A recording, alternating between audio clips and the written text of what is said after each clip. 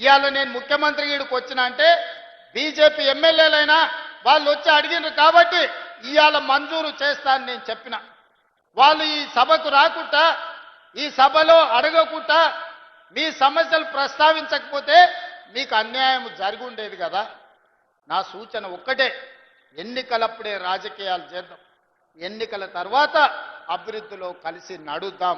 ఇవాళ మహేశ్వర్ రెడ్డి గారైనా, వెడమ బొజ్జు గారైనా, రామారావు పటేల్ గారైనా, ఈ వేదిక మీద ఉన్న ఎమ్మెల్యేలు ఎమ్మెల్సీలు ఏవైతే విషయాలను నా దృష్టికి తీసుకొచ్చిండ్రో వాటన్నిటిని కూడా మా ఇన్ఛార్జ్ మంత్రి గారికి సూచన చేస్తున్నా.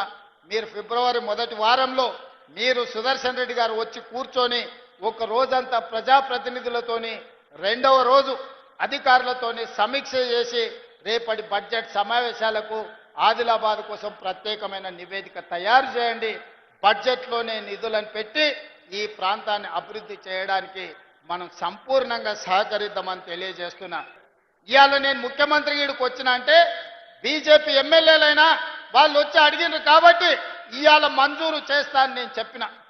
వాళ్ళు ఈ సభకు రాకుండా ఈ సభలో అడగకుండా మీ సమస్యలు ప్రస్తావించకపోతే మీకు అన్యాయం జరిగి ఉండేది కదా. నా సూచన ఒక్కటే, ఎన్నికలప్పుడే రాజకీయాలు చేద్దాం, ఎన్నికల తర్వాత అభివృద్ధిలో కలిసి నడుద్దాం.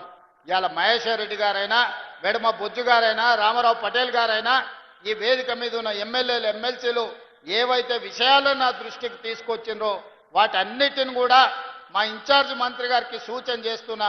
మీరు ఫిబ్రవరి మొదటి వారంలో మీరు సుదర్శన్ రెడ్డి గారు వచ్చి కూర్చొని ఒక రోజంతా ప్రజాప్రతినిధులతోని, రెండవ రోజు అధికారులతోని సమీక్ష చేసి రేపటి బడ్జెట్ సమావేశాలకు ఆదిలాబాద్ కోసం ప్రత్యేకమైన నివేదిక తయారు చేయండి.